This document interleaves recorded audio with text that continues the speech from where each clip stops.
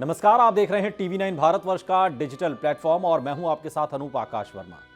नागा साधुओं की रहस्यमय दुनिया कुछ ऐसी है कि आप उन्हें समझने के लिए जितना अंदर जाएंगे, दरअसल उतना ही आप खोते जाएंगे। आज का किस्सा नागा साधुओं के श्रृंगार का है।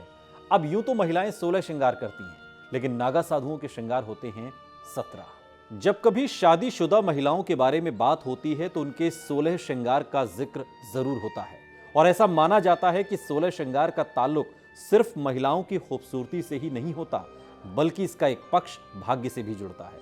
लेकिन नागा साधुओं का श्रृंगार महिलाओं से भी एक कदम आगे है। वो 16 नहीं बल्कि 17 श्रृंगार करते हैं और खास मौकों पर नागा साधु 17 श्रृंगार करके ही सामने आते हैं।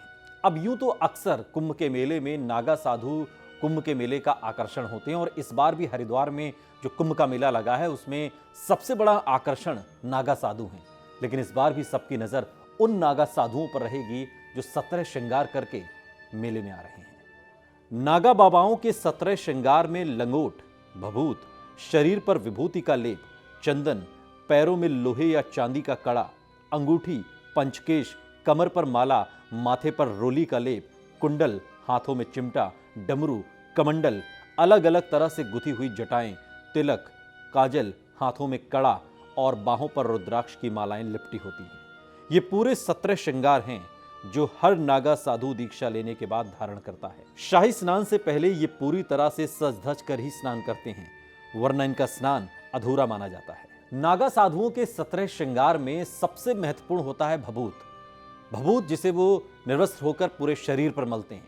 लेकिन ये भभूत आती कहां से है? आम धारणा है कि चिता की राख को ही साधु भभूति की तरह शरीर पर लगाते हैं। हालांकि केवल इतना ही सच नहीं है, चिता की राख भी मली जाती है, लेकिन आमतौर पर भभूत तैयार करने की प्रक्रिया काफी लंबी चौड़ी है।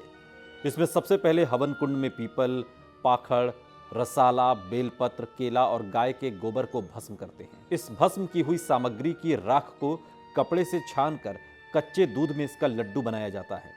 इसे 7 बार अग्नि में तपाया और फिर कच्चे दूध से बुझाया जाता है।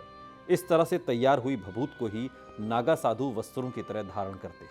अब नागा साधु 17 श्रृंगार करते हैं और महिलाएं 16, लेकिन महिलाओं के श्रृंगार नागा साधुओं के श्रृंगार से बिल्कुल अलग होते हैं, जिसकी शुरुआत स्नान से होती है। इसके बाद महिलाओं का श्रृंगार शुरू होता है। माथे पर बिंदी, सिंदूर, काजल, मेहंदी, बालों में वेड़ी, मांग टीका, नथ, कानों में कुंडल, मंगलसूत्र, बाजूबंद, कमरबंद, चूड़ियां, अंगूठी, बिछिया और पायल शामिल है। जिस तरीके से महिलाओं के 16 श्रृंगार को विवाहित महिला के जीवन का हिस्सा माना जाता है, ठीक उसी तरीके से नागा साधुओं के 17 श्रृंगार को नागा साधुओं के जीवन का हिस्सा माना जाता है। वीडियो आपको कैसा लगा कमेंट बॉक्स में हमें जरूर बताइएगा। साथ ही देश और दुनिया की तमाम बड़ी खबरों के लिए देखते रहिए टीवी 9 भारतवर्ष।